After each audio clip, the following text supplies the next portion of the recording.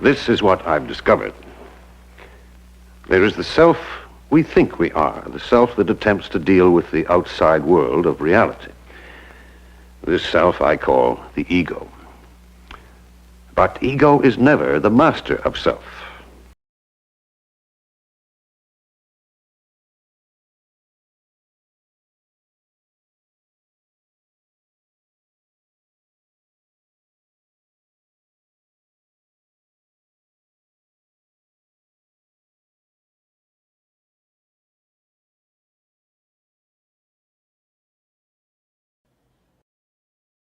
For we are constantly bedeviled by powerful unconscious forces in our beings. Before ego developed in us, there was id. Id. Id is all that is primitive and infantile within us. Id is the blind instincts of sexual desire and aggression.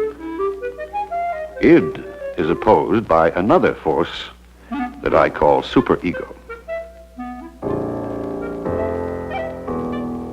Superego is rigid, punishing, and repressive, an inheritance from the repression of our parents and the restrictions that are part of the society we grow up in. So I found there are three distinct elements in our personalities. Ego, who deals with the world of reality, but who is also constantly affected by the demands of id and superego. Just what do you mean you're not sure, David? Either you've got a firm commitment from Robertson or you haven't. Now, which is it? I happen to be in the position where I've got to know. Well, Mr. Cooper, I'm certain he made a commitment. He didn't give anything in writing. Oh, he didn't give you anything in writing. All those Smash him. things you get in writing. I'll smash him. I'll kill you, Father. You must honor Father. Yes. And they can bring me back firm commitments. Now, don't interrupt me when I'm telling you how... Your father is a good man, David. Everyone knows that. Pick up the telephone. Honor thy father.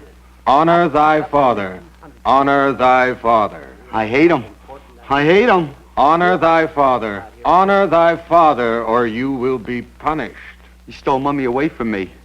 I'm taking your mother away on a holiday, David. I hate him. I'll kill him. What is it? Oh, I love him. Mr. Cooper, I'll go and see Mr. Robertson again. Thank you for letting me explain. David's hate for Mr. Cooper is based on unconscious hate of his own father, caused by childhood jealousy, by the Oedipus complex. Freud said that without insight into these dark forces, we are doomed to play out our lives in an endless dramatization of our childhood relations with our parents.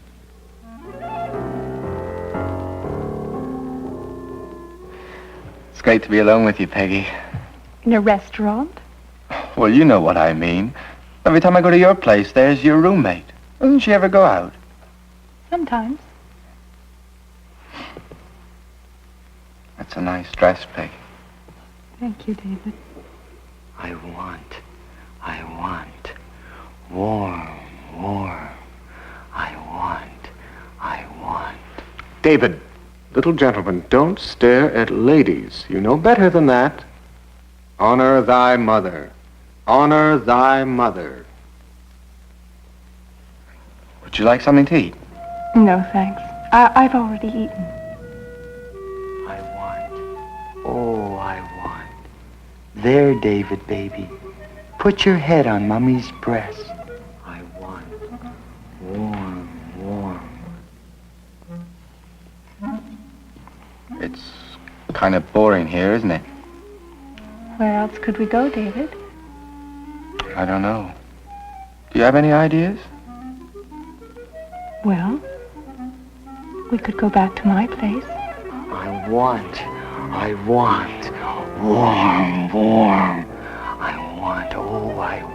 Honor thy mother.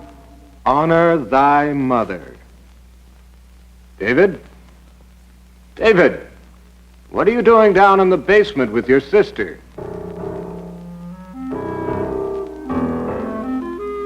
Yeah, let's go. But you're sure it's all right? I mean, you're sure your roommate's out? Yes. Our childhood relations with our parents, said Freud, govern all our later affections and often fill them with anxiety. David obviously has little sense of his own identity. Ego's job is to meet the conflicting demands of reality, id, and superego, and still preserve its own true identity. The struggles between id and superego can be the source of our growth and progress as individuals, but only if we are aware of them and understand them.